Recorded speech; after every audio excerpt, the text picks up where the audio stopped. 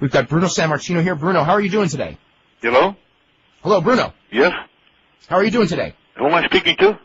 Dave Meltzer. Oh, Dave, how are you? I'm doing pretty good. I'm sorry, for a while there we blacked out. I couldn't hear you. Oh, okay. Yeah. But I think a lot of people are probably interested in we know that you don't really follow wrestling that closely today. What type of stuff are you doing with your life and everything, family-wise and everything like that? How's Bruno doing? Well, Bruno's doing okay. He's getting older, but otherwise, he lives a rather simple life. I get up in the morning. One day Monday, Wednesday, and Friday, I'm in my gym at home, and I'm train with my weights, and Tuesday, Thursday, Saturday, I'm outside, and I do between 7 and 8 mile jog.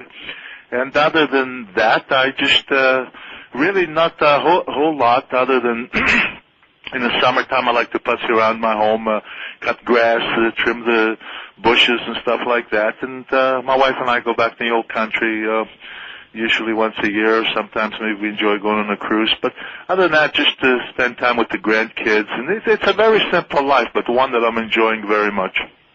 Now, it was a couple of months ago, or probably maybe not even that long, you went to Italy, and you went to your old hometown that you grew up in, and they named a coliseum after you, and they made your house that you grew up in a shrine or something? What was the story on that? Yeah, I went there on December the 7th.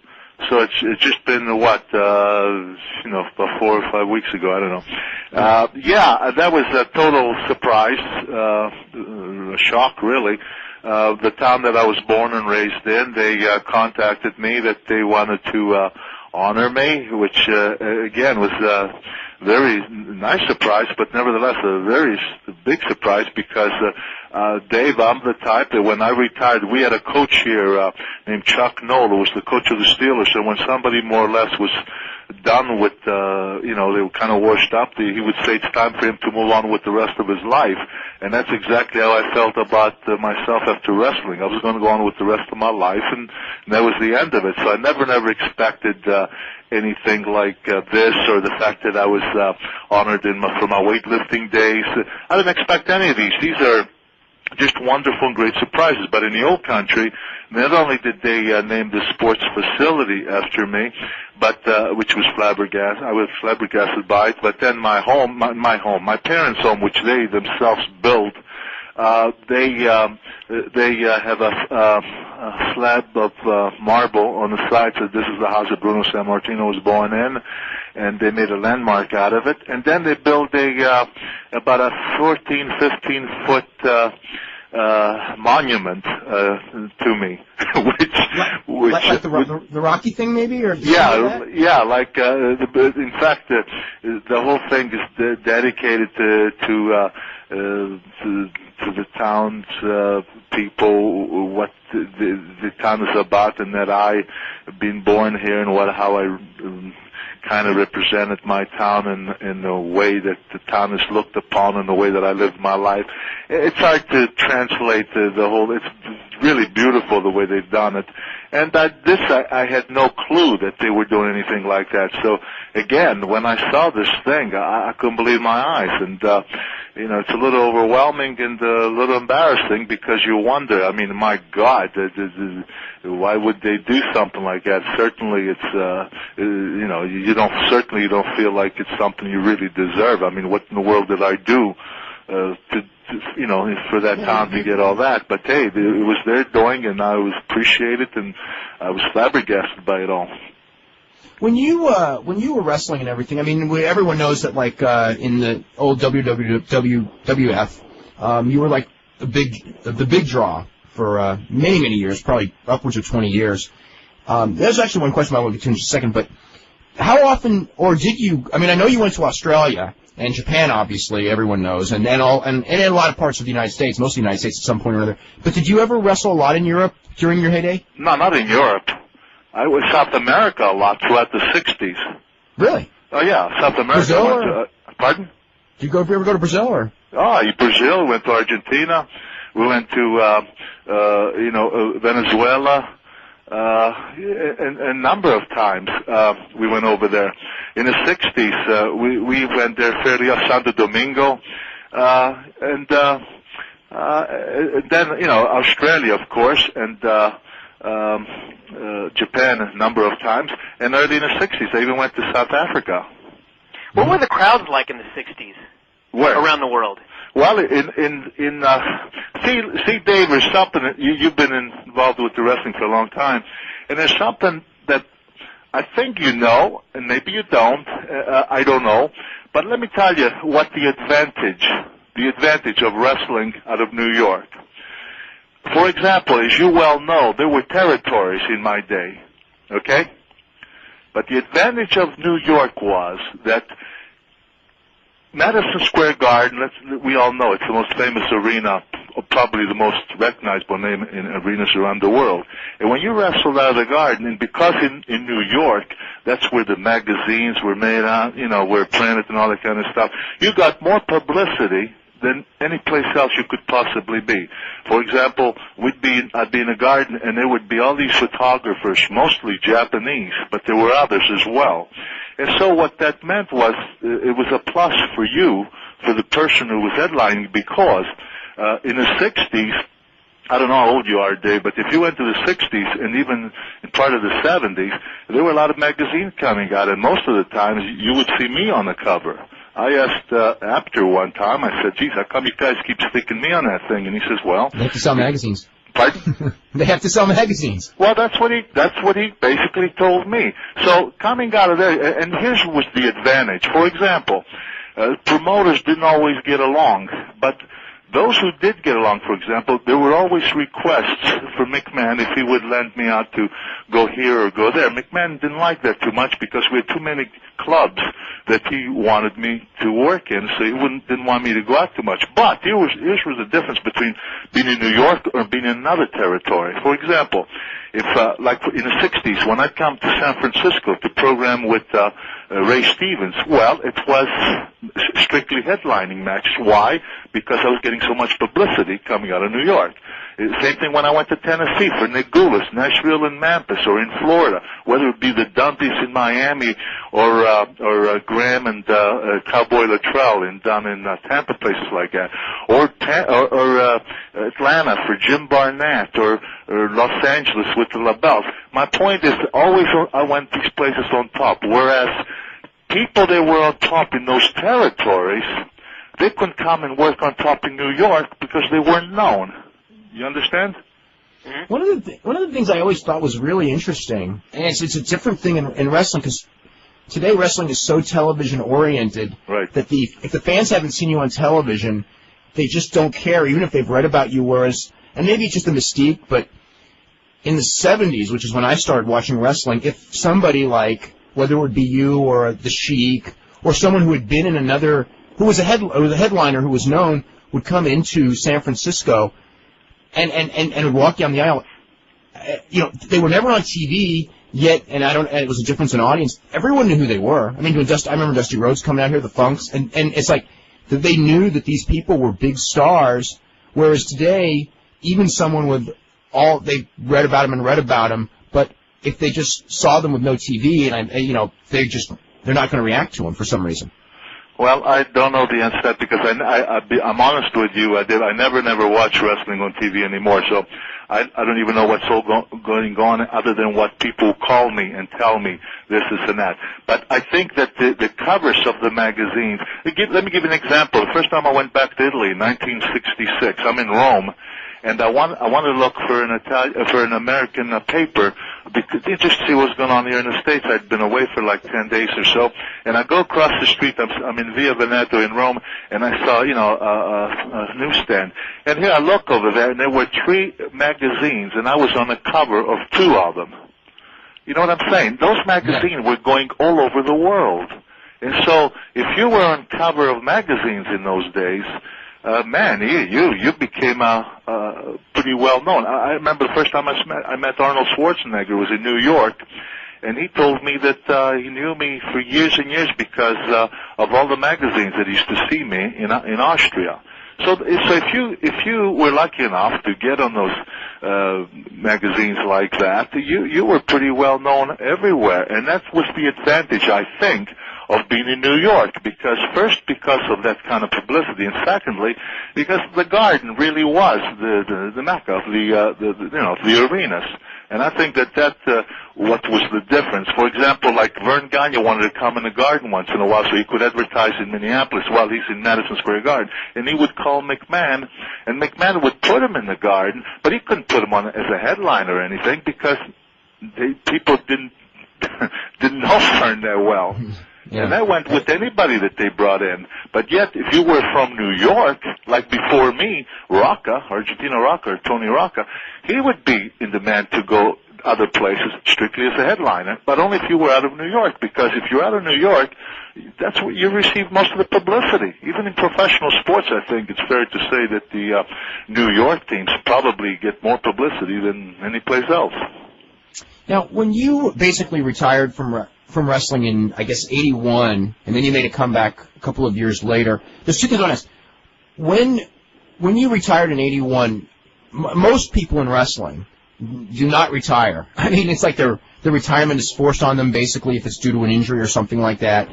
And you actually did come back. Most everyone that retires, especially now, always comes back. But what were your thoughts as far as, do you have any fond memories of coming back, or was it one of those things where, in hindsight, you wish you didn't? And in 81, when you made the decision, I mean, like, what were your thoughts going in? Like, because you were, obviously you were still a headliner, you were still really the biggest draw in the whole territory when you retired. And did people want to, did Vince Sr., I guess, was still running? Did he want to talk, or Vince Jr. say, no, Bruno, give us 2 or 3 more years? I mean, what happened back then? Okay.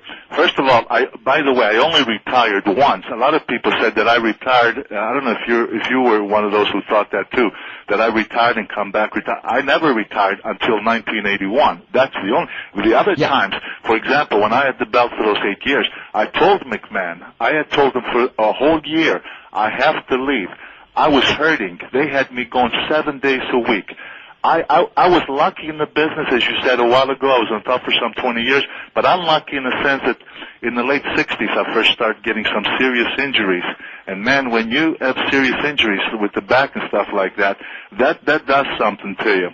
So between belts, I slowed down this guy. I never retired, but it's just that I slowed down. If I'd go to St. Louis for Mushnick, but then I would wrestle there once or twice, but then I would be off for 4 or 5 days. If I went to Indianapolis with the Bruiser, then we'd be off 4 or 5 days. If I go to Japan for, say, 7 days, then I'd stay home for 10 days. I did all that in order to recoup, but I never quit. I never stopped. But in 81, when I did quit, actually I was going to quit before that, and it was really Vince McMahon Sr. who talked me into staying longer for different reasons. But the thing is, when I retired, that was the end for me. I didn't come back, Dave. I'll tell you something that maybe you knew, maybe you didn't know, but just to show you how this business, since the big drastic change came when McMahon took over, really up and down it's also been. In 1984, I came back in September as a color commentator. 1985, McMahon's asking me if I would please put on the tights because Boston was down. Boston wasn't doing too well. Philadelphia was really getting down, and Pittsburgh wasn't doing well either. So I said, no, Vince, man, I retired. I said, I'm not, I said, for God's sakes, I'm old. At that time, I was 48, 49 years old, somewhere around there. I said, I'm not putting the tights back on. Well, Mr. McMahon, Mr. Nice Guy, he went to my kid, David. And he said to David, he says, David, he said, it's too bad your father won't put on his tights because I was going to put you and him in tag team. He says, and that could really be a big boost to you because that's the way that we could really start doing something with you, if you and your dad. And, my kid comes to me and says, geez, Dad, he says, please, he said, this could mean a break for me, blah, blah. I said to him, David, don't listen to that nonsense. If they want to do something for you, they don't need for me to put on the tights to be with you. They would do with you like they do with everybody else if they want to give a push to. Well, my kid, he always, unfortunately, listened to the wrong ears, and he insisted that, no, come on, okay, I'll put on the tights because I don't want it to be said that I wouldn't help him out. That was the reason, Dave, why I put on the tights. Not because I don't want no part of it. In fact, I resented McMahon for doing a number like that with my kid, so that to get me to put on the tights. And the reason why he wanted me to put on the tights was because even with this mighty Hogan, which I know you guys think he was the greatest draw of all time, even with the mighty Hogan, Boston's clubs were already going down. They weren't doing too well. And so he thought I might be able to give it a boost. And in fact, we did, because I went to Boston and we packed Boston. And we sold out Boston, we sold out Philadelphia, sold out Pittsburgh, and then we even, came in Madison Square Garden. But then what would happen was that I would take the tights off because I did the things I was committed to. But my kid then would get so frustrated because he would go back to being a preliminary, and he would get angry and he would quit. Well, I knew that now that he where was he going to go? He'd have to come back. And I tried to tell him, explain it to him, but he'd get frustrated, get angry, blah blah blah. So then what would happen is that McMahon, knowing that David would have to come back, he would say to me, Bruno, he would say, geez, where's David? And blah, blah. And I'd say, well, I don't know. He's in Georgia. He was married at this time. And McMahon said, geez, I would really appreciate it if you would wrestle for me one time here in Baltimore or in Washington. Well, he knew what he was doing because he knew that in order for me to get my kid to come back, I'd have to accommodate him. And so I put on the tights again, and then I told David, look, I'm not going to put on the tights anymore. I said, either you decide to stay in the business and be used as they choose to use you, or get out. I said, but I'm not going to play this game. I said, because I will not put on the tights. I'm telling you all this because that's how I came to put the tights back on again. For that reason, because I was kind of put in a situation that I had to, but also I'm telling you that it was pretty pathetic that they needed somebody my age to come back to try to give some of those clubs a boost when they had these so-called superstars. Bruno, before we start going to the phone calls and everything, there have been a lot of different histories of wrestling, and I don't know how close you followed some of them, but in a lot of, and I know in my opinion, it sometimes the history of wrestling kind of goes to about 1950 or so, and then it picks up in, like, the A&E's one we always talk about, and it starts up back in 1984, and there's this, 30-year period where they kind of act like wrestling was dead, and it's so, I guess, historically inaccurate because there were so many places that did big business, and, you were a part of a lot of them, and you were one of the key personalities of that period that kind of like, there was Gorgeous George, and then there was Hulk Hogan, and then wrestling was dead in between. And does that kind of bother you that kind of like in some circles your era is kind of like thought of as this dark era from wrestling when in many ways it really wasn't? No, I don't think about it, and I don't worry about it. I really, really don't. But of course it's wrong. And for example, I remember hearing Hogan one time saying that they brought wrestling from the smoke-filled back alley little place to mainstream arenas. That it was almost comical because what big arenas are they in that we didn't wrestle in? Well, only the ones that have been built since then. Excuse me? Only the arenas that have been built since then. Yeah, but look, take in my day, not only we had Madison Square Garden, Boston Garden, but we had the Civic Arena in Pittsburgh, the Civic Center in Baltimore, we had the Spectrum in Philadelphia, we had the new Civic Arena, or Civic Center in Providence, Rhode Island, and we had all those arenas.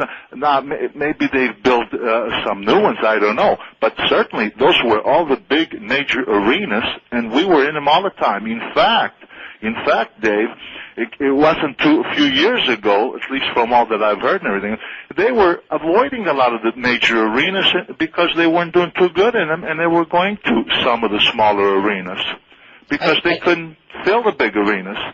So, that kind of nonsense bothered me a little bit, that they would dare to say that the smoke-filled back alley little club, that was such nonsense. Anyway, go ahead. The one thing I like, the difference in the smoke-filled arenas and the fact that they're not smoke-filled now is changes in smoking laws in arenas. You can't smoke in a lot of these arenas now. In those days you could. If you could smoke in those arenas, they'd probably still be smoke-filled. Still be smoke-filled. Yeah. It's like, I used to hate that thing. I'm going like, it's like, it's the same as like a hockey game. It's like, hockey was probably playing in smoke-filled arenas, but it was the nicest arena in every city. And now you go in the arena and it's not smoke-filled because they got smoking laws. You got to go outside to smoke. That's all it is. Wonderful. That's great. I mean, yeah, you're right. In those days, you did smoke. But the question is, it's not about the smoke. It's about they're suggesting that we were in little wee arenas in back alley little spots. I mean, in Madison Square Garden was Madison Square Garden, whether you smoked or didn't smoke, but it's the same building, same arena.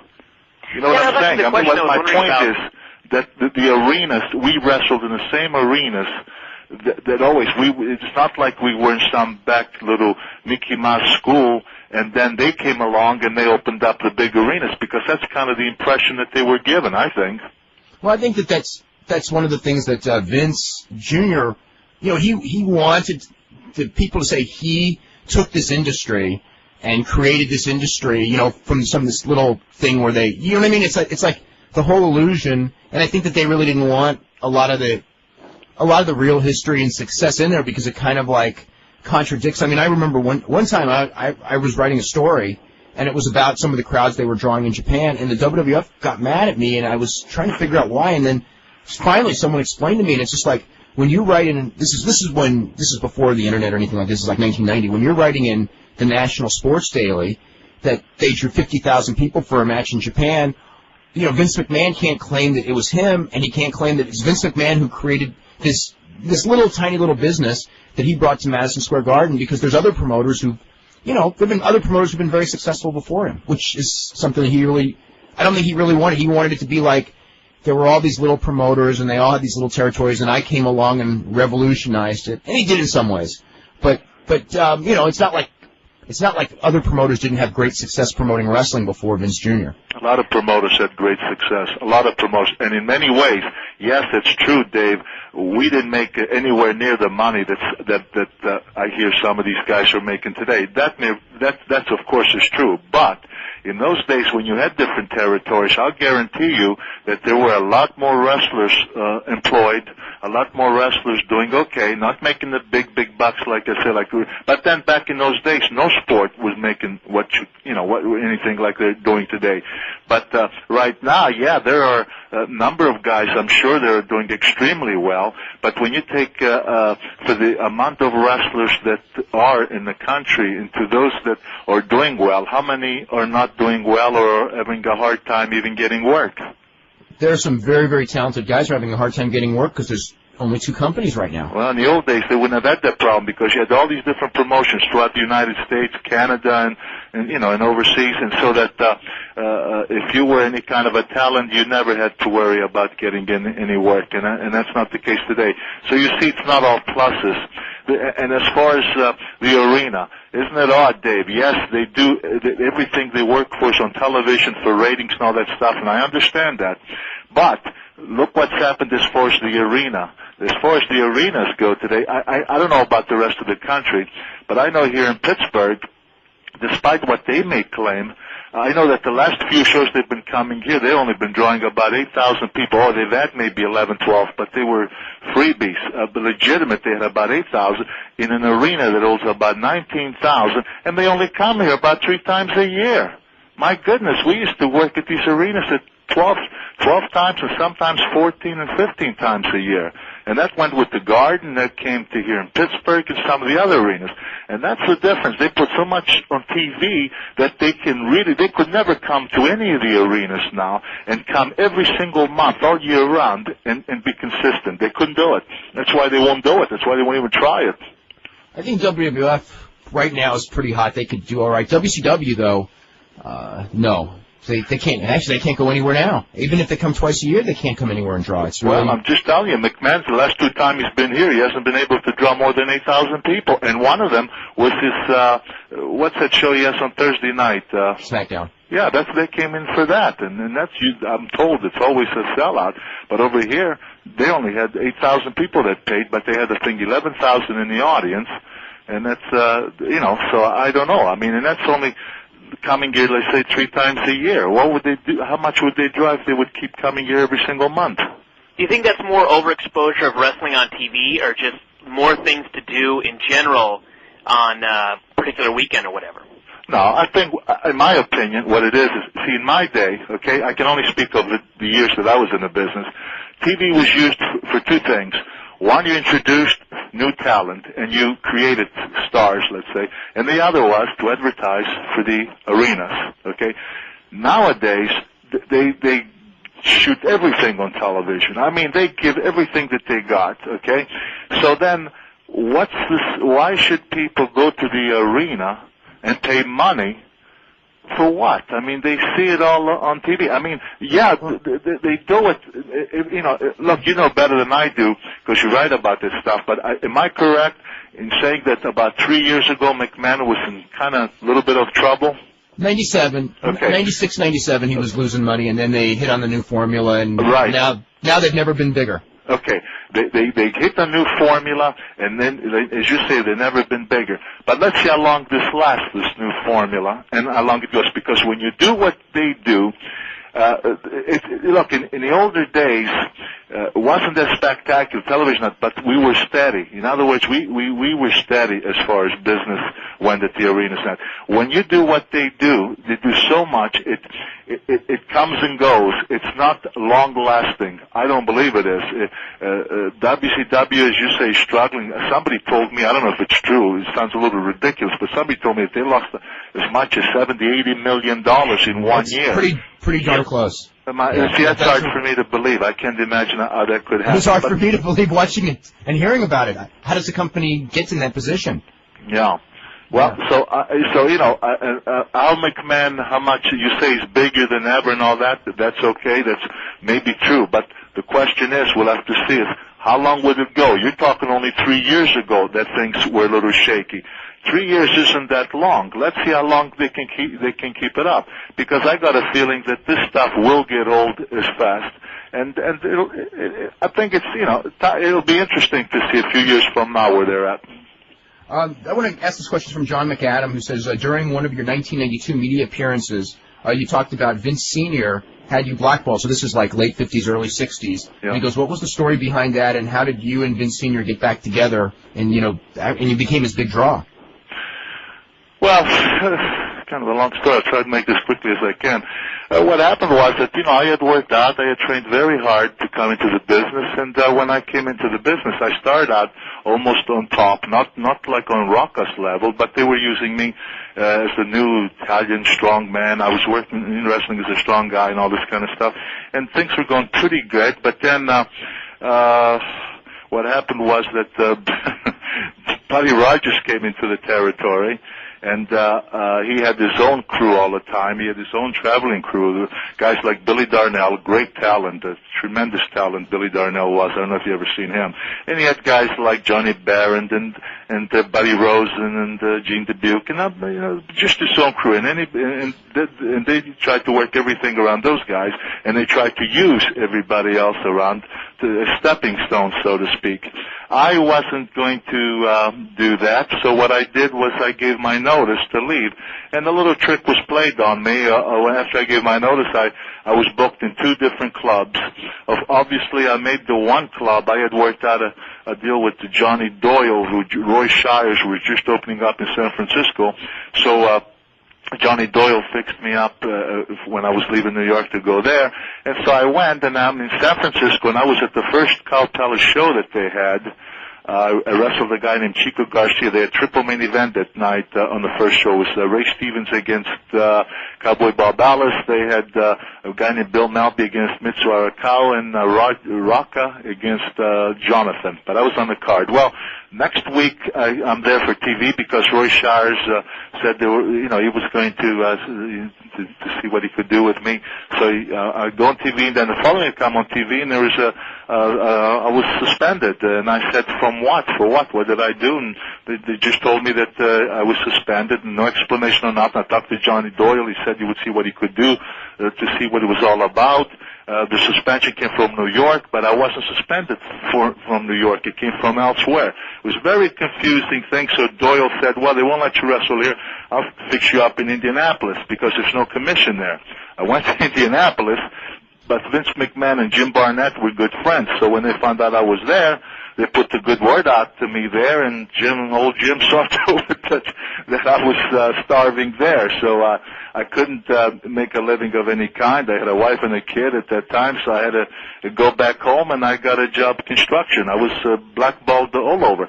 So then, make a long story short, I finally, through somebody, I contacted Frank County because the territory wasn't doing well, and I thought that maybe they might give me a shot there. I talked to Frank. I went up there, and they gave me a chance. And even though he was called, saying that maybe one wouldn't be very wise for him to give me a break. They were told things that weren't too nice about me. And Frank said, "Well, I'll check him out. If he turns out to be anything like you're telling me," he says, "then we'll tell him to pack his suitcase, and go back to Pittsburgh." But Frank found out that those things weren't true, and I stayed with him for a good while. And then guess what? I got a call. They wanted me back in New York because I was having pretty good success in Canada. And that's a long story in itself. But anyway, that's how I eventually got back. There was actually a couple of questions here as well that I think a lot of people are probably going to be interested in some of this. There was a thing, and I vaguely remember seeing on so many TV shows over the years. There was an incident probably very, very early in your career, maybe even before you even wrestled. Did you have a boxing match with a monkey or something like that, or a gorilla or something? No, I wrestled. It was a orangutan. Okay. And what was that all about? How did that come about? I was working construction, okay, during the day. At night from high school, when we were in high school, we didn't have there was no wrestling in the school I went to, so my gym teacher, because he knew that I liked wrestling, he worked arranging with Rex Perry, who was the wrestling coach up at the University of Pittsburgh, for me to go up there and work out with the Pitt wrestling team. So I used to go up there. I used to walk from Shenley High School, was the name of the high school I went to, and I used to go up to the Pitt field house to work out. And then opposite days or weekends, I was pumping iron because I loved weightlifting, and I was competing in weightlifting at this time. I started competing in weightlifting as well. So anyway, I was getting pretty big. I got to be a pretty big guy, and I was working construction. We used to clown around at lunchtime, with like the arm wrestling and picking up this big stone because there were some big guys working there. And one day, so, I was the young guy, strong guy, and one day this guy came over and he said that there was a carnival in town, and they had this monkey. That's where they used the monkey, that if you wrestled it and could last for 5 minutes, that you could get $25. Well, I was an apprentice carpenter, but I was making like $1.75 an hour. So $25 for 5 minutes sounded like a pretty good deal to me. And I said, "How big is the monkey?" And he said, "It's just a monkey." And I said, "Well, okay, I'll take him on." So anyway, Friday, this was on a Monday. On a Friday, I went over there, and all the guys from work came over, and they had this cage covered with canvas, and I'm signing these releases about, I'm not responsible for anything that might happen to me. I'm doing this in my own free will, all this kind of stuff. And meanwhile, every now and then, you see this darn huge cage shift, and I thought to the guy, "Man, what's in there?" He said, "That's your opponent." When they opened the gate and they unveiled that thing, you know what? Somebody asked me, "How much do you think it weighed and how big it was?" I honestly don't know, because when I got in that cage, that darn thing looked like Mighty Joe Young to me. I mean, to be in a cage with this thing, I thought, "Oh my God, what did I get myself into?" It was just a big thing, and anyway, all the guys were hollering, go get him, blah, blah, blah, and before you know it, we got into it, and that darn thing was swinging around those bars, and its feet were like two pistons, and the target was my head, which it very seldom missed. And I took a pretty good shellac, and I thought if I could get behind it and take it down off of those bars and get it on the floor, maybe I could do something. I tried and tried. I finally did get behind, but when I tried to pull it, that thing just swung around that cage like it had a little flea in its bag. It was so darn powerful. And the bottom line is that I did stay with it for 15 minutes. I took a heck of a beating, and that was the end of the story. After 15, I took a shot at it, and the guy disqualified me because I wasn't allowed to use my fist. I saw its stomach. It looked like it was fairly soft the way it was hanging there. I thought if I could get a shot in there, maybe that'll knock it down. But I took a shot at it, but I didn't connect, so the guy hollered that I used the fist. And so I came out of there pretty bloodied, and my eyes were just about shut, and my clothes were torn off, and I just took a pretty good licking. Now, one time you also sparred with Sonny Liston, didn't you? Yes, I did, in 1957. 50 cents. Yeah, I was wrestling. We were working out on a mat wrestling. And this guy named Al Quayle, a real nice guy who had been a fighter, he was a light heavyweight contender here in Pittsburgh, and his fight career ended, and he was a policeman, but he used to teach boxing up there, and he used to always bug me about the wrestling. He says, why don't you work out with my boys? He says, boxing. He said, I like you to try it. And he was such a nice guy. So I thought, I said, I'll spar around with some guys, and I sparred around a little bit and everything else, and he thought that I had pretty fast hands in those days, and he thought that I could have a career in boxing. And even though he was such a nice guy and I liked him, but my heart was never into that. I was a fight fan, but I liked wrestling and I liked weightlifting. Those were the two things that I really, really had a passion for. Anyway, make a long story short, he said to me, Bruno, he says, you got a good chin. He says, geez, he says, you can really take a heck of a shot. He says, and you can hit pretty hard. He said, so he says, I know some people in New York. He says, I like them to look you over to see what they think. He says, and then see if there is something. He says, I like you to have some real good trainers over there. They'll probably get you a job and so forth. Anyway, we flew to New York and went to Old Stillman's gym. Liston had been in prison at this time, and he had some priest that was handling him or taking care of whatever. And so, I really didn't know at the time who he really was. But anyway, we went in there, and there was a guy named Whitey Bingstein, a guy named Vic Marcello, Ernie Baraka. All these guys came all to look at me because he had told them that I was a pretty rugged kid and all this stuff. I went in the ring with the guy, and I was throwing punches. I was kind of a wild guy. I was throwing lefts and rights from the floor, but hell, I was never connecting. And, he was too good, too clever, and he was countering, and he was catching me with some pretty good shots.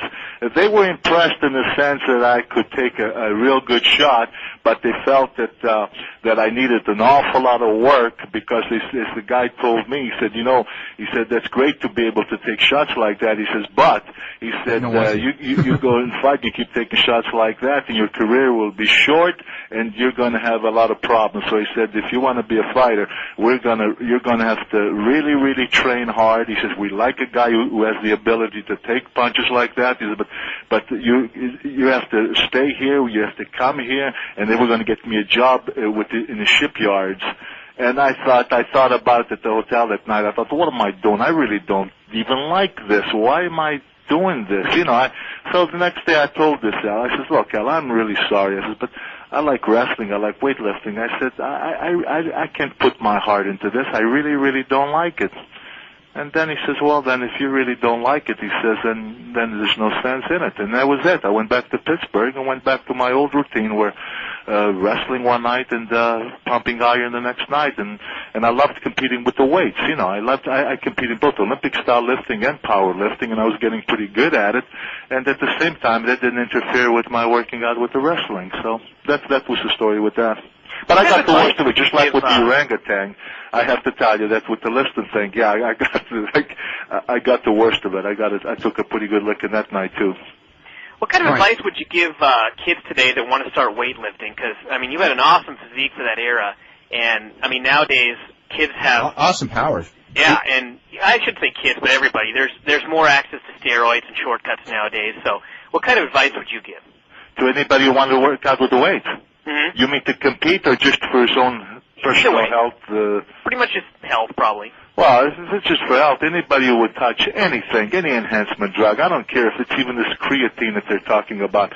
I think it's terrible. I think that the idea of any kind of training is to improve one's health, one's appearance, and so forth.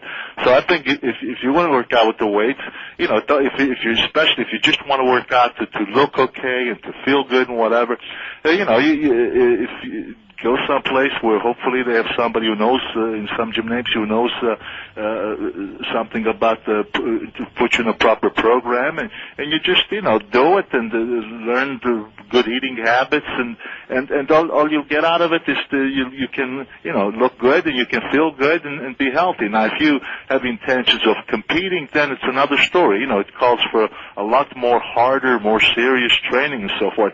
But as far as the drugs, yeah, there's no question. the drugs will get you there quicker. But then there's a big price to pay. I think I proved, in a way, because I was very young when I quit competing, because I went into wrestling. But hey, I got up to 565 on the bench press. That's a strict style. I did 715 on the squats. I did 700 on the deadlift, and I used to do some pretty darn good feats, which I still have it from the York Barbell Club when I did this feat. I took 150 pounds in each hand, and if you know what laterals are, I did eight reps on band arm laterals with 150 pounders. My point is, not bragging to you how strong I was. I'm just making a point that if you train hard, if you really like it and you dedicate yourself, I don't believe that you need that stuff with the stuff you'll get there a lot quicker maybe, but then is it worth the price that you may pay down the road? Well, you had some contemporaries of yours, and people who came along after you, who obviously did a lot of steroids. Do you think that? And I guess we probably have to look up studies and see if there's anything to this. But you're out here 65 years old now, 65, and you're running 7-8 miles a day, and you seem and you're still training. And I know. A lot of guys, we hear about, tendon ruptures and bicep ruptures. And you lifted very heavy. Did you ever have those problems, or do you think that that's mainly just because steroids create imbalances? Well, I don't want to put it all on that, but I know is that I trained as heavy as anybody trained. I used to be a fanatic in the gym, and I trained heavy all the time. And no, I never had any of that stuff. I never had, I never did. My injuries didn't come from weightlifting. I was, like I told you before, I was lucky in the wrestling game. I was on top a long time, but unlucky in the sense that in the late 60s, I first suffered a serious back injury that unfortunately it didn't get much better throughout my career, and that's why I dropped weight. Dave, I know you're a younger guy, and you came in the 70s, but I'm going to tell you something. In the 60s, late 50s, 60s, when you saw me, I probably was around 250. I used to be 275 and up to 280 in those days. Well, I've seen tapes of you with the Baba and everything, and it's just really unbelievably powerful upper body. Especially when you start thinking about that was a clean upper body. You know what I mean? A clean upper body. Oh yeah. Well, this is probably 33 inches in those days. I had very big size too. But you talk about that match with Baba, that was around 1967 or so. That's the first time I had experienced the back. And I went to Japan, and man, I could hardly get off of that plane, and I couldn't cancel out of the match. And here I go there, and I had to go an hour. And oh man, they were giving me this hot stuff in the dressing room and this massaging me in the back, but still, boy, after that hour, it was very difficult. When you're in a lot of pain, it's so hard. And you know what, Dave? I want to tell you something, whether anybody believes me or not, but that's God's truth. I never in my life took even an aspirin even, much less painkillers or anything like that. I wouldn't even take an aspirin. So when I was in pain, unfortunately, the pain is pain, and sometimes you pay the price by being so uncomfortable and whatever. But at least I knew my limitations. I didn't mask my problems and go out there and do crazy things to where then you're adding to your problems, and then you're going to have to take twice the dose that you took before, and so on and so on. I just never did any of that. In 73, I want to get to this right before, and then we'll take a break and really go to the phone calls, but in 73, how were you approached as far as coming back and getting the championship? You had been, for about 3 years, semi-retirement, working a couple shows a month, yeah, and probably enjoying life, and you were well off. And then Pedro Morales had been champion. He was doing very well in Madison Square Garden, not as well in some of the other arenas. And they came back, and it was they basically came back to you, and you had about a 4-year run as champion. Well, what happened was I don't want no part of it because I was loving the business at this time. I was absolutely loving it because, man, I was getting calls from different promoters to come in for a shot or two. Like I told you before, go to Japan for a week or 10 days and take off 2 weeks. I loved it. This was absolutely great. But things in New York weren't going good. Boston was really, really down to, my goodness, they brought in Andre to help out and everything else, and they drew like $15,000. That's like, I don't know, maybe 2,000 people or something. The clubs just were bad shape. So McMahon contacts me, and he asked me on the phone one time, and I told him no. I told him that I'd come in for shots for him. I'd be happy to do that, but no way to come back with the no belt or anything like that. I don't want nothing that's steady. So anyway, about I don't know, maybe a month went by, and he asked me if I would please meet him at the airport. So he flew in, and I met him at the airport. In fact, Junior was with him, his son. And I met with him, and he said to me, look, he says, Bruno, he says, do me a favor. He says, all I'm asking you, he says, is just 1 year. He says, that's it, just 1 year. He says, that's all. And in that 1 year, he says, it's not going to be like before, those 8 years before when you were going 7 days a week. He says, we will just have you do all the major clubs, which will mean that you'll only be working maybe 2-3 times a week. I said, Vince, I really don't want to, I said, because, I am going to St. Louis for shots. I am going with Dick the Bruiser in Indianapolis, Chicago, and different places. And I said, I promised Dick, and especially, that I would continue. I said, so if I go with you, he says, well, look, he says, just cut down with them. Anyway, make a long story short, he talked me into it, but it's supposed to have been 1 year.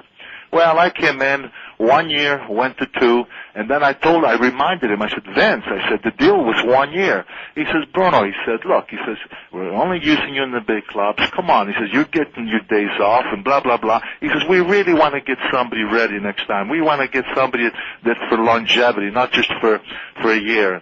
And so he says, just hang on while we're looking. He kept giving me this call about that they were looking for the right guy, and then 3 years went by, and I think that's when I finally suffered a pretty serious neck injury, and then what was more disgusting about that, I'm in a hospital, and here they made the Muhammad Ali Inaki match, as you remember, and the thing was, as you know, that thing wasn't doing too well, box office wise. McMahon told me that if he didn't make that match between me and Hansen, a return match for Shea Stadium, he says that he would have to go into bankruptcy because he had committed to so much money with this guy Bob Arum for the closed circuit. Closed circuit, yeah. Yeah, and so he said, Bruno, he says, if you don't come back, he says we'll be out of business. I said, Vince, I'm in a hospital. He says, but he said, he said, when you come out of the hospital, he says, if you don't have to worry, we're not going to do anything that could put you in danger, blah, blah, blah, all this stuff. And I said, Vince, I said, how in the world, anyway, make a long story short, time went by. He was calling me, I'm not exaggerating, I mean, every day, sometimes twice a day, 3 times a day. Finally, I give in, and I said, okay, man, it almost caused me chaos with the doctor. I had a good doctor here, was a great guy. He said, are you out of your mind? Then I have to tell you about the wife. She was so grateful that I didn't get paralyzed, because for a while, my left side here, I wasn't feeling things. There was really serious numbness. Anyway, make a long story short, he made it sound so grave, and then I came back for that Hansen match. And at that point, after you came back, you pretty much asked to lose the belt? I told him, I said, I'm back for the shot. You say that we bailed you out and everything else. I said, remember our original agreement was for 1 year. I said, it's going almost 4 years. I said, you either find the right guy or I go into retirement with it. I knew that would be the thing that would get things moving, and finally, he honored that, and because he wanted to stay in good terms, because he said to me, he said, now that you're coming back and you're going to start working out and you're going to feel okay, he says, you're not going to retire completely. Could I still count on you? He says, if we make this change, could I still count on you for a shot here and there? I said, absolutely. I says, absolutely. I says, it's just that I want to go at my own pace, and I don't want to be obligated to all these, different arenas that I know I have to do each month and so forth and so on. And so eventually then he got Billy. Yeah, Billy Graham. Okay, let's go to Hector in Texas. We'll start off with you, Hector. Yeah, first off, it's an honor to speak to a legend like you, even though I never got to see you wrestle. But I wanted to know if you had the chance to wrestle one last time, in a match with any wrestler from past, present, or future, who would it be? Oh boy, never thought of anything like that. Who would it be? I would love to see you on Flair. Excuse me? I would love to see you versus Flair. Well, me and Ric Flair, I would say this to you. If it was in the 60s, and let's say like we were both at the same time, at the same age more or less or thereabouts, I think you would have seen a great match. In the 60s, I consider those my best years because, for example, in the 60s, I don't know if you ever heard of Hans Mortier. I used to have some great matches with him. He was from Europe. And we used to do a lot of wrestling back then. But then, you know, as time went on, I'll tell you one of the great matches I ever had was with Pedro Morales. We went an hour, 17 minutes. There wasn't one punch. There wasn't one kick. There wasn't one elbow. And it was a great match. I mean, it was one of the best matches, and I thoroughly loved that. But you know what? Honestly, right now, to think of who I would want to wrestle, there's nobody in particular comes to mind. And what do you think about Jesse Ventura, your broadcast partner, being governor now? Well, hey, what can I tell you? I mean, I was surprised that when he was elected, but everything I've seen about him in different news shows, like with Sam Donaldson and these people, I've been impressed with the way he handles himself. He seems to know what he's talking about or what he's doing. I understand he's popular in Minnesota. So, yeah, I'm not going to lie to you. I was very surprised because the Jesse Ventura that I thought I knew from wrestling, you know, in the broadcasting booth, I surely didn't think that he would be a governor one day. But, hey, you know, what can I tell you? He I guess he's doing a good job, and good luck to him. I mean, it's very impressive. And the last thing I want to say is, like, what do you think are the chances and percentage-wise for you to make an appearance in the WWF again? Just an appearance. Oh, you know what? Nobody knows for sure about anything, but right now I would say that there's as much of a chance in that as me appearing in La Scala in Milan doing Pagliacci. All right, thanks for taking my call. Bye. Okay. I got to read this. This has nothing to do with Bruno, but Brian, you're going to be very amused by this. This is on the WWF website. Have you heard about this? No. Okay, I'll read this. It's everything that we talked about. Here it is. It's the Lionel Tate case reaction by WWF.com. Quote, "We at WWF believe that the verdict and the public statements made by individual jurors unanimously support our position that professional wrestling should have never been involved in the case." Okay, that's fair. "Sadly, an innocent little girl has died. Lionel Tate by his own actions. The actions and decisions of mother and defense attorney have changed the life forever. The WWF has stated consistently that the suggestion that wrestling had anything to do with the Lionel Tate murderous act was a contrived hoax," said Jerry McDivitt. "The jury easily and quickly repudiated the defense counsel's claim that pro wrestling was somehow to blame for this intentional homicide, and individual jurors have reiterated this in public comments. The evidence proved, and the jury found, that this was a death caused not by mimicking wrestling, but rather by a deliberate, prolonged, and savage beating." So we'll be hearing more about this, perhaps forever. Bruno. Yeah. I want to ask you, in 92, we were on Phil Donahue's show together, Larry King's show. Was that in 92? Yeah, 92. Wow. Okay. 92, 8 years ago. Almost 9 years ago now, actually. Wow. It was early in the year. It was like February. Looking back, that was a real interesting time in wrestling. Looking back, what are your thoughts? I mean, I remember watching the Larry King show with you and Vince, and it was just like, I was terribly annoyed watching that show because of, you had said something about Mel Phillips, and then Vince McMahon would go, "Well, Mel Phillips has never worked for the World Wrestling Federation," or "Murray Hodgson has never worked for the World Wrestling Federation," and we're sitting there going like, it's like he would say these things, and people would be thrown off, like at home going like, "Well, what's Bruno talking about?" And we're going like, "Vince, how can you, like, this was like really bad lying." I mean, even, you know what I mean? And then the Phil Donahue thing came. You ever think about that? Do people ask you about that anymore? You know what, Dave? A lot of people saw in fact, I had pros and cons on the Larry King show. You watched that, obviously, right? Oh yeah. Well, I've had people call me and not call me. I saw, some people wrote into different places, and some thought that I did okay. Some say that McMahon ate my lunch, or I think the words that they used. I thought that. Honestly, I felt that I told it like it was. I felt that he was lying and evading And I thought that the tour job, if anything, which frustrated me, was by Barry O, who was killing a lot of time and not saying anything. Yeah. But I thought that the callers even more or less called in and suggested that McMahon was being less than truthful. But it was frustrating for me because I knew the truth. Listen, Dave, when I came back as a color commentator in 1984, September, I believe it was, listen, I was appalled. I mean, I hadn't been gone for 20 years. I was only gone for a few years. And here, all of a sudden, since he had taken over, I can't believe these guys.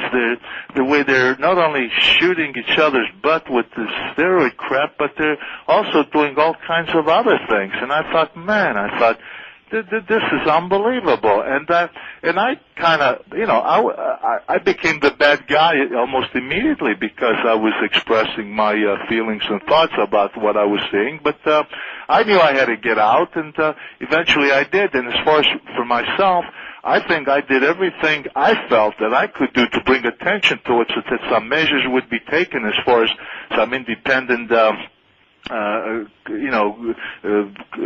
committee, whatever, group that would do something, not the State Athletic Commission involved or something, because I hated to see new people, young kids coming into the business, and they absolutely would make to be feel that they had to get in the juice, otherwise they more or less wouldn't fit or wouldn't belong. And I thought, this is awful and something's got to be done. But you know what? I did everything that I felt that I could do, but I didn't think that it accomplished too much of anything. So after I thought that I did everything that I could, then I just stepped aside and I figured, there's nothing else I can do about it, so I'm getting out, and that's the end of it. Let's go to Chris in Indiana. Chris. Hey, Dave. Hey. Mr. Sammartino, I just want to say it's an honor to talk to you. Thank you. I was born in January of '74, so right after you started the second reign there. And Dave, talking about the WWF running South America, you should know that Buddy Rogers and Pat Patterson won their titles in Rio. I'm just kidding. Yeah, right. Sure they did. I have a couple questions for you, Bruno. One is you talked about Indianapolis several times, and I'm from the Fort Wayne area. Of course, I didn't get to see. I got to see Bruiser's old Bruiser Bedlam promotion. But what I wanted to know is that was pretty much during the time that your downtime in between the two world title reigns. Is that when you were making the most shots for the Bruiser? Yes. And were Vern and Bruiser both running Chicago at that time? No. Wait a minute. I think they were You know what? I don't remember for sure, but I don't think so. I think it was just Dick and Snyder, Wilbur Snyder. If I could be wrong, but because Vern had guys from Chicago would have the guys from Indianapolis and the guys from AWA, and they'd have like joint cards. Mm-hmm. They did real well, I think, in that period. It'd be like the dream tag team of Bruno and the Bruiser would face all the heels. That would be. I just wish I had. Did you guys ever run, or did Bruiser ever run with the Big Stars with you and some of the others? Did they come up to the Fort Wayne area? I know that was part of the circuit. Who do you mean? Did you ever wrestle in Fort Wayne? When you worked for Bruiser? I think when Bruno would go, he would probably only do the big city. I don't think you didn't go to. Did you ever do Fort Wayne? No, we just did Chicago, Indianapolis, and then we went to St. Louis one time. But that was for Mushnick, of course. But the Bruiser and I went there. But no, I just worked with him mostly in Indianapolis and in Chicago. Right. Yeah, Fort Wayne was still kind of rinky-dink. My other question is, we hear so much these days about anybody from, Scotty Steiner to DDP and Nash and all these guys walking out on the show, not doing angles and changing finishes. I always wanted to ask Larry Matazik or you, someone from the old days, I can't imagine what it must have been like. Did Baron Cicluna ever go to Vince Jr. or Vince Sr. and say, no, I don't want to put Bruno over with a backbreaker? I mean, those things just didn't happen back then, did they?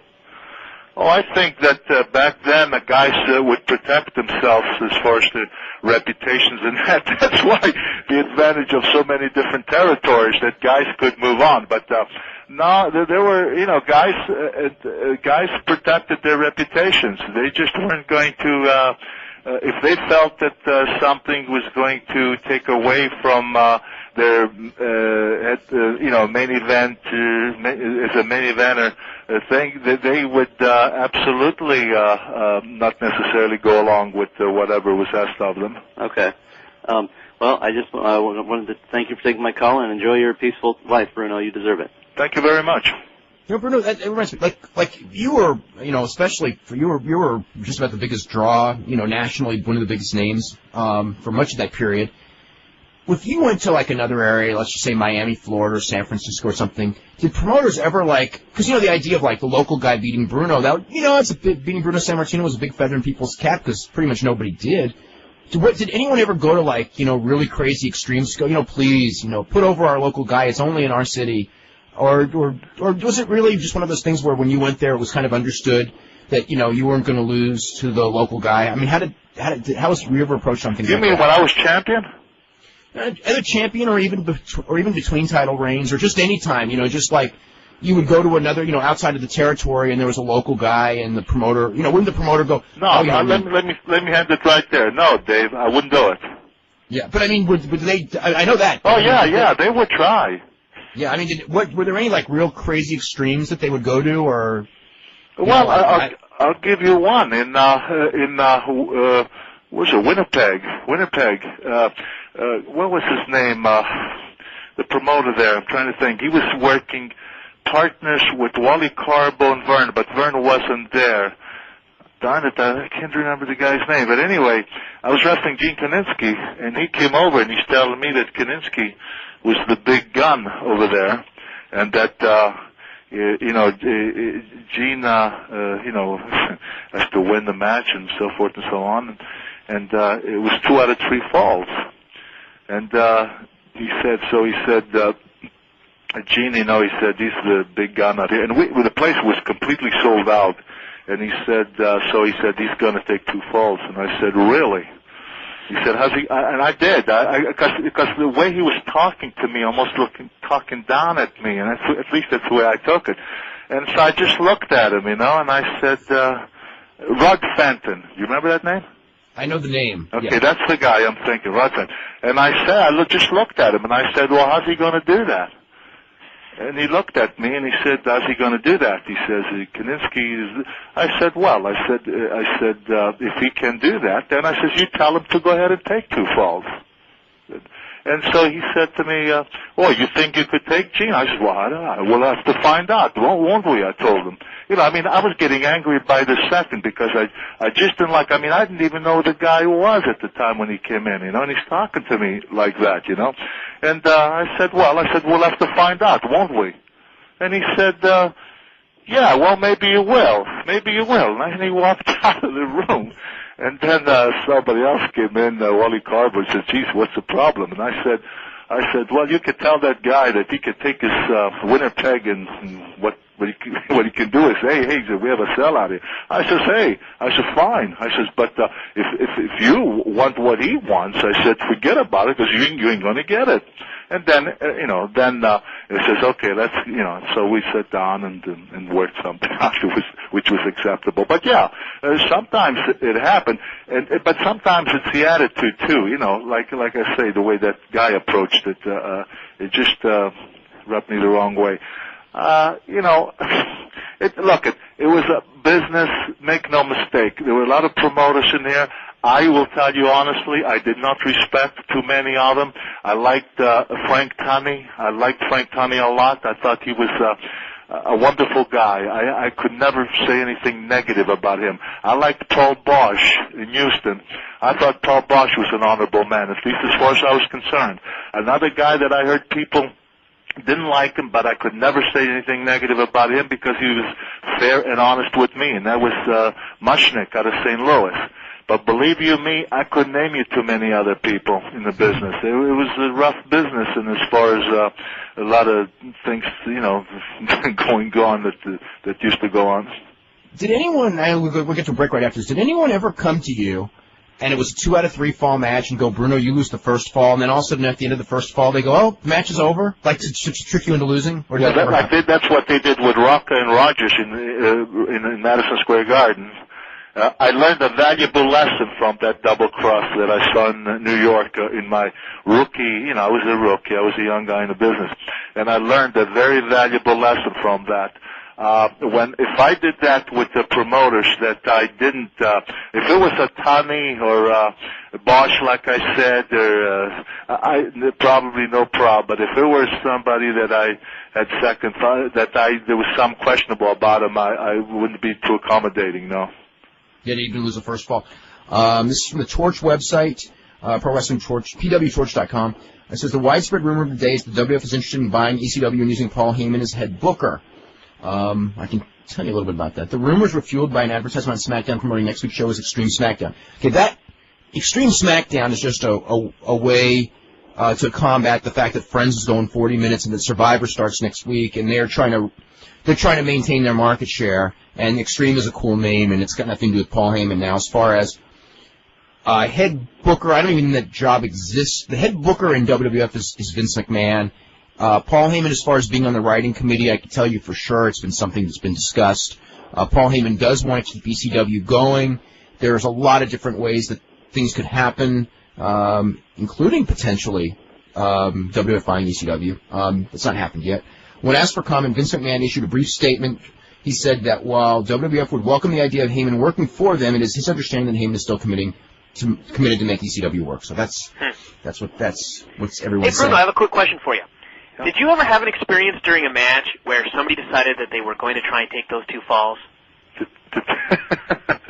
Yeah, in Hamilton, Ontario. A guy by the name of Shumway. I don't remember his first name. I don't even know this guy. Huh? Wow. I had never even heard of the guy. Wow. I remembered it because it was a very night to remember when you felt a double cross. And believe it or not, I didn't even beat him with a wrestling hold. I knocked him out cold with one shot. I gave him one shot in the jaw and I knocked him out cold. And so that was the end of the whole match. Was that like early on, or did you? Yeah, very early on. When I was wrestling for Frank Tunney back in '62 or '63, something like that. And felt the double cross, and I didn't even try a wrestling move because the position that I was in at the time, I just threw a right and I caught him in the jaw and knocked him out cold, and he was carried out of the ring. So that was it. And nobody tried after that? I got into a few scrapes with a few different guys, but that happened in those days. I mean, it just happened, you know. They weren't bad guys. Nobody was necessarily even trying to. It just things that happened. Sometimes things happen, you know. And then and there were times when things like that happened. And hey, you know, you did your best and he did his best, and that's it. Look, there's all kinds of stories go out. There's all kinds of people make all kinds of claims and so forth and so on. I can tell you if those things happen. I'm not going to tell you specifically who and how I did and all that, but I will tell you that there is no one. There's a lot of people claim, yeah, this guy could do this, yeah, this guy could do that, oh, this guy was nothing, oh, this guy was everything. Well, you know, a lot of stories like that. I can honestly tell you this, that if there's anybody out there who claims that they went in the ring and did a number on me, they're liars. And if there's such a person and they wanted to say it face to face, whether you radio or whatever, I would say they're liars because nobody ever did it. Nobody ever got the upper hand. The few scrapes that I got into, I will tell you that I came out on top. I know there's nobody out there who can say that we got into it and they really got me. Nobody ever did. The only time anybody got me was when I broke my neck with Stan Hansen because I got dumped on my head, and that was an accident. Mm-hmm. And Dave? Yeah. You there? Oh, yeah, I'm here. Let me just clear something real quick for you. Because somebody said, somebody obviously was not a Bruno fan, talked about one time, and it was written, I think, in your newsletter, that I killed New York. Let me tell you real quickly. I was offended by that. There was a time when we slacked off in New York, but it was a very simple reason, not because of me or anybody else. It was one simple reason. We used to do live TV out of Washington, D.C. with Channel 5 New York. We lost the TV. Vince McMahon didn't want to have the Garden. He thought, get mad at him by not running the show, fulfill the commitments, and he thought he could run because we were so hot. He thought that we could run and be successful in the Garden by merely getting ads in the paper, putting some posters up, and getting some radio plugs. I told him it wouldn't work. Me, him, and Toots had meetings on this. The garden dropped in half, then it dropped less than that, and then dropped less than that. And I told Vince, I said, Vince, if you don't talk to the garden, we're going to get kicked out. This is because we're in the television business in the sense as far as creating opponents and advertising. And finally went to the garden. They had a meeting. The garden even helped them. We got on Channel 47. We stayed off the air for a couple of months while they were getting established. And we came back, and me and Crusher Verdu came back with the first show and sold out. So it wasn't Bruno killing New York. It was a question of losing TV and running Madison Square Garden without television. After a while, it was an impossibility. I just want to clear that up because you remember that, don't you? I mean, I remember that period where the garden wasn't doing well, and then the Verdu thing and all that. It was just actually the biggest gate they had there in probably ever. But you didn't know that we had lost the TV? Oh, no. I knew it was off TV for about a year or so in late 60s. Well, but without TV, it's pretty difficult to run a big club like the Garden and be successful. Oh, yeah. Now, in the 70s, Vince Sr. was affiliated with Inoki. Did they ever pressure you to go for Inoki? Because I know you never did when you were champion, because Vince would send Andre, and later he sent Hogan and Hansen and those guys. That was embarrassing for him, and I understood it. But I had a run-in with Inoki in Japan one time, and I didn't like the guy. And then when Baba went on his own, I went for Baba, and then for a while I helped Baba get talent. But I told him, I couldn't continue to do that because of my own scheduling and everything. I couldn't, so eventually gave it to Dory Funk Sr. out of Texas. But I stayed loyal because I thought he was a very honorable guy. I liked him. I trusted him. He was. I never had any contracts with him because he was always a man of his word. And so when McMahon, Inoki, was on his own, he told me it put him in a bad situation. And I told him I'm sorry about that. I said, but I would never go against Baba. I said, he's an honorable man. I don't find the other guy anywhere near as honorable as Baba. And I said, Vince, if you have trouble with that, I said, I don't know what to tell you. I said, but that's the way it's going to be. And that's the way it was. Yeah, he was unhappy about that, but there was nothing he could do about it because I wasn't going to go for Inoki. I was only, I would only work for Baba. Okay, let's go to Jason, Indiana. Jason, what's going on? Hi, hello, Mr. Sammartino. Greetings, sir. I can't hear. Can't hear. Jason, talk a little louder. Oh, sorry. Greetings, Mr. Sammartino. Greetings, Dave. Yep. Want to run this by you real fast, and I know you're pressed for time. Bruno, I, in the face of the youthful, some would say green talent that exists nowadays, I kind of hold forth that as long as people remember and care about the athletes that have meant something to them, then that athlete's still viable financially, and more importantly, in the connection that he makes with the audience. And I was just wondering, considering the long career that you had, how old do you feel is too old? How old what? How old do you feel is too old for a fighter? How old do you feel is too old to be a wrestler? Do you have any? Well, everybody's different. There are some guys who don't take care of themselves, who don't train, who abuse themselves in certain ways, and they could be done at a very early age. For myself, I went till I was, I guess about 45, which of course it's old. But outside of having had the serious back injury, I was very, very dedicated to training, and I did try to watch myself in every which way as far as proper dieting, training, and so forth. So if it weren't for my back that I had suffered for years and years and years, I could have probably even gone longer. But some people are finished at 35. Some people are still good at 45 and older. The trouble with wrestling, and that happens with all of us, I think, is that we do, though, tend to stay in longer than we should. Really? So someone like Hogan or Randy Savage or maybe even Roddy Piper, do you feel that they have a place in wrestling nowadays? You know what? I haven't seen any of those people that you mentioned for years and years. I have no idea what they look like now or how they perform in the ring or anything. So it wouldn't be fair for me to say what they should be doing or anything because I don't even know what they look like anymore. I haven't watched wrestling for almost 10 years now. Well, okay.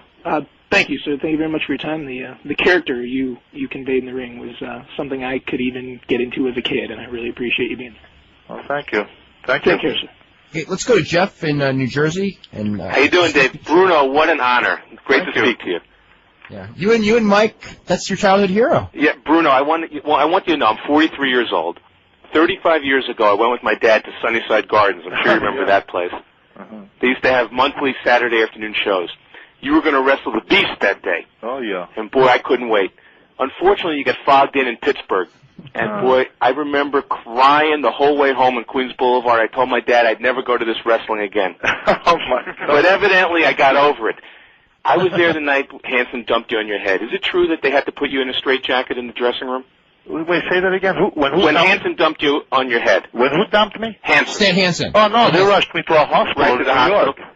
And I was there in Shea Stadium the night of the Morales match, and it was a great match, although I have to say I was a little bit cold out there. I bet you were too. The conditions couldn't have been worse. It had rained. If you remember, if you were 3 days and 3 nights, continuous, was cold, was bitter cold, and very, very windy.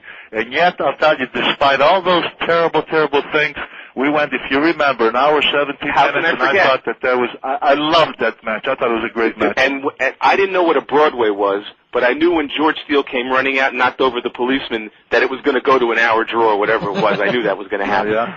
I was there the night when you wrestled Waldo Von Erich. I think you had a broken arm that night. Is that true? Yeah, I had a fracture in my arm, and Vince McMahon said that we couldn't cancel the show, was a sellout, and he says, my God, and here I had to go in there with the arm, I couldn't even move it. It was so terrible. Some of the crazy things we did, people had no idea, but it was just awful. But I want to relate, I actually, you and I met once. It was when you were a special referee at the WCW pay-per-view. Oh, yeah. And I would tend to think that I would be more likely to remember the meeting than you.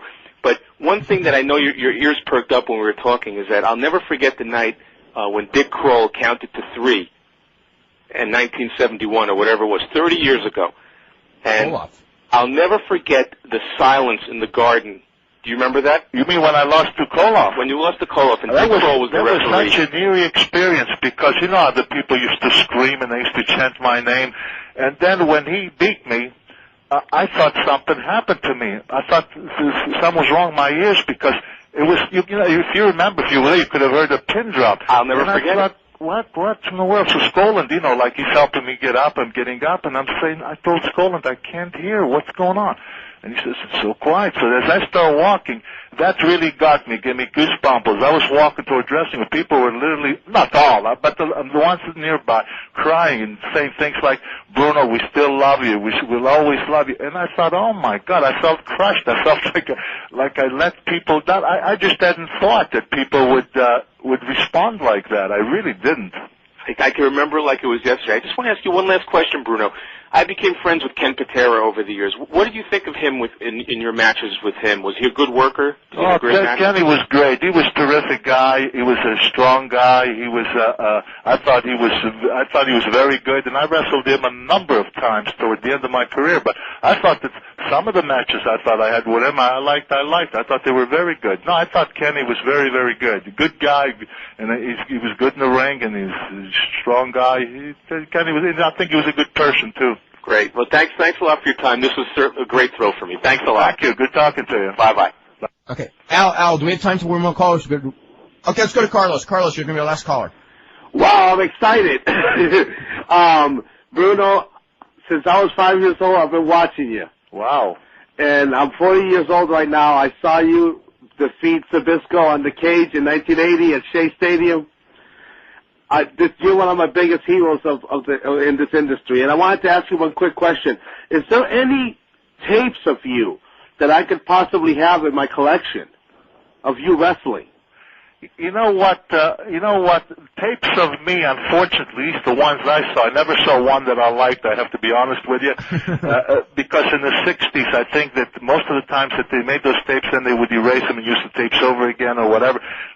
I know that they're out there someplace because people tell me, and somebody sent me a tape one time I don't know what I did with it. But but I really don't know. I honestly don't know where they're at, who has them, or I know some people sell them someplace because I've had people tell me that they have different tapes, and I ask them where you get them, and they tell me they bought them, but I don't know where or who.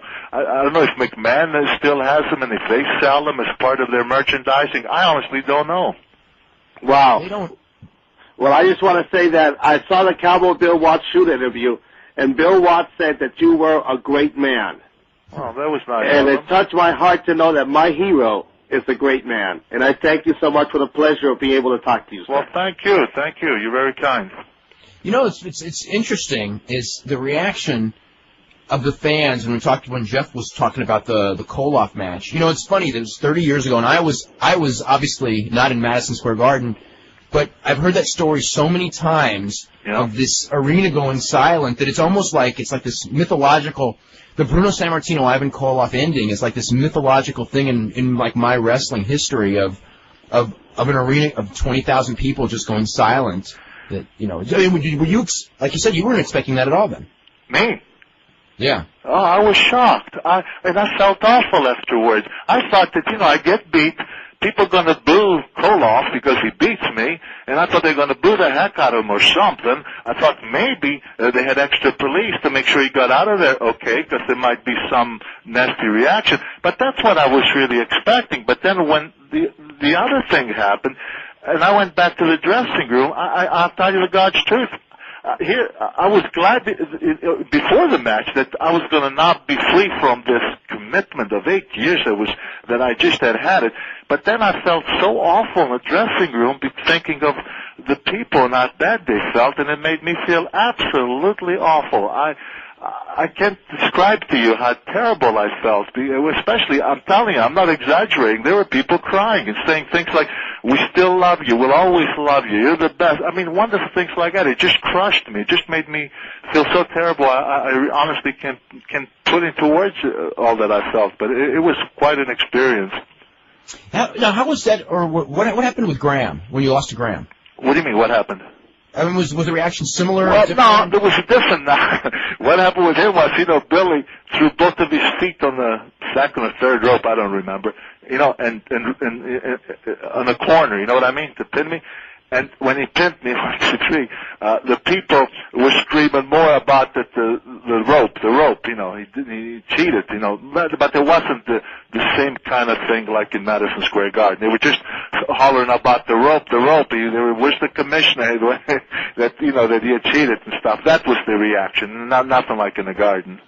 Bruno, I want to thank you very much for doing the show today, and we really want to get Bruno back on the show if anytime it's convenient for you, because there's a lot of questions that we didn't get to and a lot of phone callers that we didn't get to as well. And I want to remind everyone we will be back here Monday at 5.